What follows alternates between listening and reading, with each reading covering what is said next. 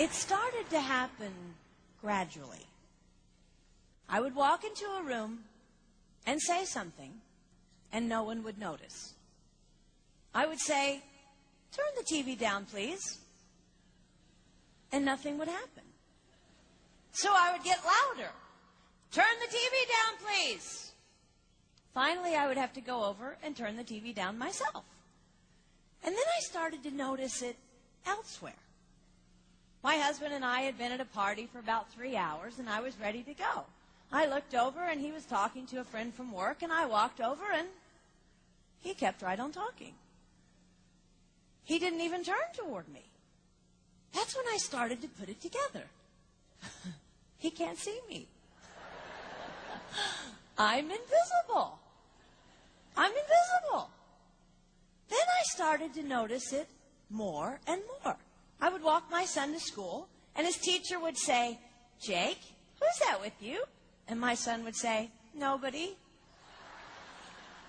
Granted, he's just 5, but nobody?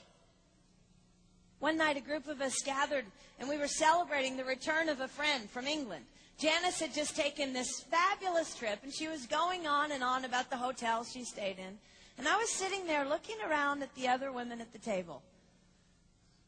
I'd put my makeup on in the car on the way there. I had on an old dress because it was the only thing clean, and I had my unwashed hair pulled up in a banana clip, and I was feeling pretty darn pathetic. And then Janice turned to me, and she said, "I brought you this."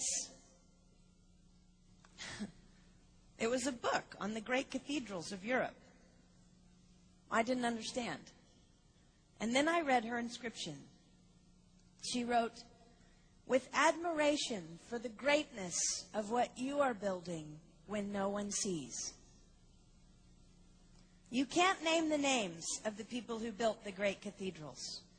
Over and over again, looking at these mammoth works, you scan down to find the names, and it says, "Builder, unknown, unknown, unknown."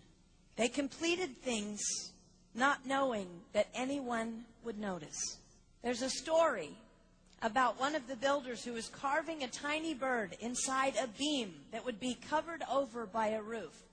And someone came up to him and said, "Why are you spending so much time on something no one will ever see?"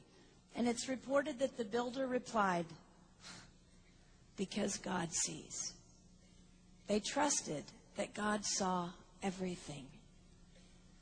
They gave their whole lives for a work, a mammoth work, they would never see finished.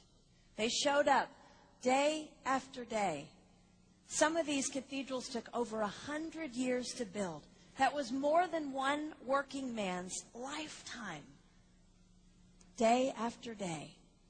And they made personal sacrifices for no credit. Showing up at a job they would never see finished, for a building their name would never be on. One writer even goes so far as to say no great cathedrals will ever be built again because so few people are willing to sacrifice to that degree. I closed the book, and it was as if I heard God say, "I see you. You are not invisible to me. No sacrifice is too small for me to notice. I see every cupcake baked, every sequin sewn on, and I smile over every one. I see every tear of disappointment when things don't go the way you want them to go. But remember, you are building a great cathedral.